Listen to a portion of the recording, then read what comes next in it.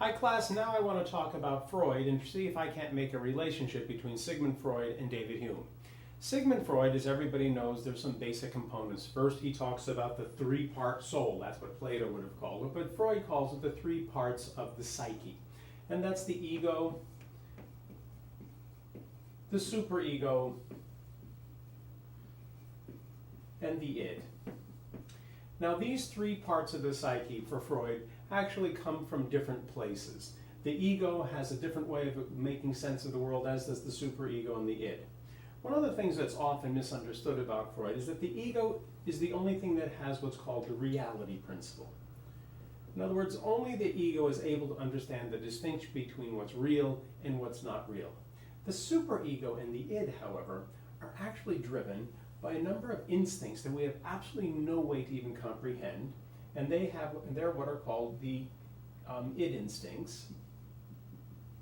And these id instincts are ones we know. We see them in Star Wars and other movies, and that's eros, or love, and thanatos, death. And eros and thanatos are what are driving the id and the superego, as we're going to find out in a minute. The ego instincts are relatively different. So ego also has instincts, and those are survival instincts.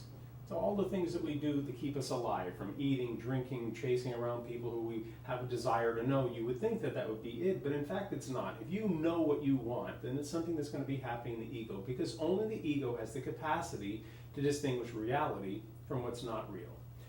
This is one of the most interesting things, is that Freud's going to say that there's things going on in the superego and the id that may be influencing what we're thinking about in the ego.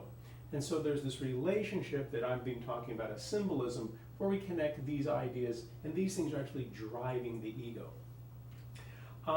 The ego instincts, as I said, are about survival. The id instincts, as I said, are about unconscious things that we aren't sure what they are, which brings us to two entirely different concepts. Not only are there the three components of the psyche, the ego, the superego, and the id, not only are there two different categories of instincts, id instincts, which are love and death, and ego instincts, which are survival instincts, he also wants to say that there's three different processes that the psyche can actually engage the world with.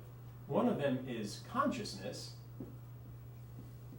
And consciousness is what's going on right now in your mind as you listen to this peculiar statements that I'm making are going on in your brain. You're conscious of what I'm saying. I'm conscious of what I'm trying to do. But there's also something called the preconscious. And the preconscious is a little bit peculiar, in that the preconscious are things like, until I say them, you don't think them, then as soon as I say them, you do, like hamburger. Well, the only way you could come up with the idea of hamburger is if I said it. And so hamburger must have been pre-conscious before it could be brought into consciousness. But then there are ideas that we have, and it's hard to call them even ideas, but thoughts or certain complexes within our psyches, and these are unconscious. And the unconscious can never be known. There's no way that you can plumb the unconscious and actually think about what's unconscious.